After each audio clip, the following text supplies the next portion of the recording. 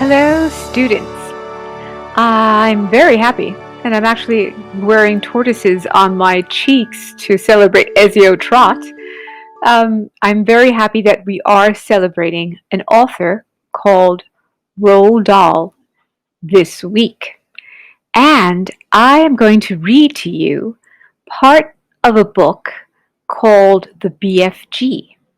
You might have seen the movie, but I can tell you that this is a book that made my life change very much when I was a little girl because I read the first chapter of this book, and after that, going to sleep has never been the same for me. If you want to know what I mean, sit back and enjoy because we're going to read the first chapter of the BFG. And if you're frightened, well, you have a reason to be frightened. But just remember that at the end of the day, it's a big friendly giant with a wonderful ending. So let's begin. The BFG by Roald Dahl. Pictures by Quentin Blank. Let's see what we can do here. The witching hour. Sophie couldn't sleep. A brilliant moonbeam was slanting through a gap in the curtains. It was shining right onto her pillow. The other children in the dormitory had been asleep for hours. Sophie closed her eyes and lay quite still. She tried very hard to doze off. It was no good. The moonbeam was like a silver blade slicing through the room onto her face. The house was absolutely silent. No voices came up from downstairs. There were no footsteps on the floor above either. The window behind the curtain was wide open, but nobody was walking on the pavement outside. No cars went by on the street. Not the tiniest sound could be heard anywhere. Sophie had never known such a silence. Perhaps, she told herself, this is what they called the witching hour. The witching hour, somebody had once whispered to her, was a special moment in the middle of the night when every child and every grown-up was in a deep, deep sleep, and all the dark things came out from hiding and had the world to themselves. The moonbeam was brighter than ever on Sophie's pillow. She decided to get out of bed and close the gap in the curtains. You got punished if you got out of bed after lights out. Even if you said you had to go to the lavatory, the bathroom, that was not accepted as an excuse, and they punished you just the same. But there was no one about now. Sophie was sure of that. She reached for her glasses that lay on the chair beside her bed. They had steel rims and very thick lenses, and she could hardly see a thing without them. She put them on, then she slipped out of bed and tiptoed over to the window. When she reached the curtains, Sophie hesitated. She longed to duck underneath them and lean out of the window to see what the world looked like now that the witching hour was at hand. She listened again. Everywhere it was deathly still. The longing to look out became so strong she couldn't resist it. Quickly she ducked under the curtains and leaned out of the window. In the silvery moonlight, the village street she knew so well seemed completely different. The houses looked bent and crooked, like houses in a fairy tale. Everything was pale and ghostly and milky white.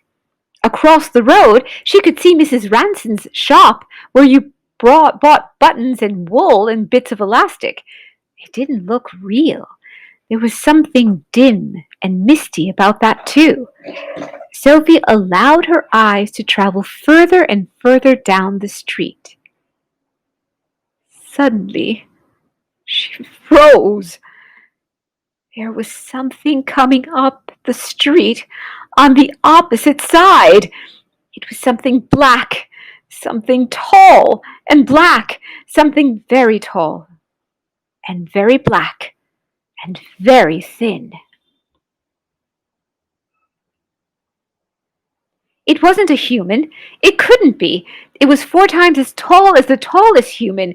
It was so tall its head was higher than the upstairs window of the houses. Sophie opened her mouth to scream, but no sound came out.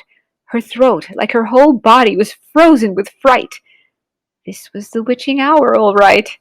The tall black figure was coming her way.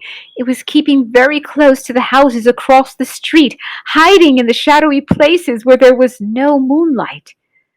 On and on it came, nearer and nearer, but it was moving in spurts. It would stop, then it would move on, then it would stop again. But what on earth was it doing? Aha! Sophie could see what it was up to. It was stopping in front of each house. It would stop and look into the upstairs window of each house in the street. It actually had to bend down to peer into the upstairs windows. That's how tall it was. It would stop and peer in. Then it would slide on to the next house and stop again and peer in, and so on all along the street. It was much closer now, and Sophie could see it more clearly. Looking at it carefully, she decided it had to be some kind of person. Obviously, it was not a human, but it was definitely a person. A giant person, perhaps? Sophie stared hard across the misty moonlit street. The giant, if that's what it was wearing a long black cloak. In one hand, he was looking what looked like a very long, thin trumpet. In the other hand, he held a large suitcase. The giant had stopped now right in front of Mr. and Mrs. Gucci's house. The Guccis had a greengrocer's shop in the middle of the high street, and the family lived above the shop. The 2 Gucci children slept in the upstairs front room. Sophie knew that. The giant was peering through the window into the room where Michael and Jane Gucci were sleeping. From across the street, Sophie watched and held her breath. She saw the giant step back a pace and put the suitcase down on the pavement. She bent over and opened the suitcase. He took something out of it. It looked like a glass jar, one of those square ones with a screw top. He unscrewed the top of the jar and poured what was in it into the end of the long trumpet thing. Sophie watched, trembling. She saw the giant straighten up again, and she saw him poke the trumpet through the open upstairs window of the room where the Gucci children were sleeping. She saw the giant take a deep breath, and whoof, he blew through the trumpet. No noise came out, but it was obvious to Sophie that whatever had been in the jar had now been blown through the trumpet into the Gucci children's bedroom. What could it be? A jar of dreams? As the giant withdrew the trumpet from the window and bent down to pick up the suitcase, he happened to turn his head and glance across the street. In the moonlight, Sophie caught a glimpse of an enormous, long, pale, wrinkly face with the most enormous eyes. The nose was as sharp as a knife, and above the nose were 2 bright flashing eyes, and the eyes were staring straight at Sophie. There was a fierce and devilish look upon them. Sophie gave a yelp and pulled back from the window. She flew across the dormitory and jumped into her bed and hid under the blanket, and there she crouched, still as a mouse, tingling all over. Okay, I'm going to turn the page, but I'm going to warn you that these are the words that changed my nights forever. Under the blanket, Sophie waited. After a minute or so, she lifted a corner of her blanket and peeped out. For the second time that night, her blood froze to ice, and she wanted to scream, but no sound came out. There, at the window, with the curtains pushed aside, was the enormous, long, pale, wrinkly face of the giant person staring in. The flashing black eyes were fixed on Sophie's bed. The next moment, a huge hand with pale fingers came snaking in through the window. This was followed by an arm as thick as a tree trunk, and the arm, the hand, the fingers were reaching across the room towards Sophie's bed. This time Sophie really did scream, but only for a second, because very quickly the huge hand clamped down over her blanket, and the scream was smothered by the bedclothes. Sophie, crouching underneath the blanket, felt the strong fingers grasping hold of her, and then she was lifted up from her bed, blanket and all, and whisked out of the window. If you can think of anything more terrifying than that happening to you in the middle of the night, then let's hear it. Okay, this is the start of a very great book, a wonderful story. Of course, the beginning is a bit scary, but afterwards you'll really enjoy all the wonderful adventures that Sophie has with the BFG, the Big Friendly Giant.